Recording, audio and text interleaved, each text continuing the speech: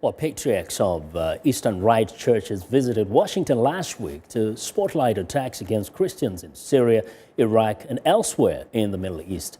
VOA's religion correspondent Jerome Sokolovsky has our report.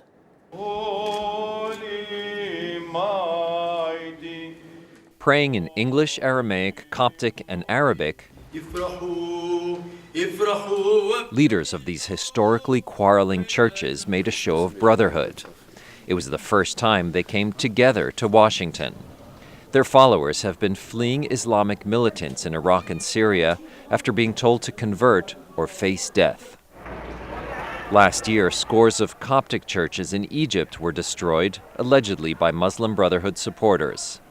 Speaking in a congressional auditorium, Maronite Patriarch Mar Bishara Boutros Rai said the violence against Christians is painful enough. But what makes more painful still is the fact that such a human tragedy has been taking place under the very eyes of the world, which up to now has been simply watching those atrocities from the sideline.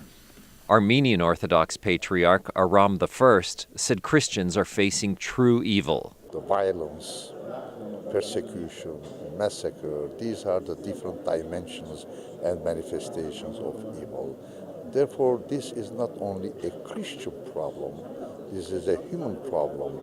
The goal of this summit is to highlight the dire situation of Christians in the Middle East, and there is indeed a great deal of concern about it among Congress's overwhelmingly Christian members.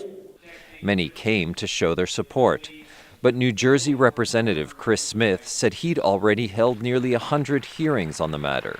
It is not for lack of knowledge, it is for lack of commitment that Congress and the President have not stood up consistently, predictably, to speak out on behalf of the persecuted Christians in the Middle East. But after listening to the speeches, Syriac Catholic leader Yusuf III Yunan was optimistic. They all are convinced that the United States has to defend the rights of those defenseless.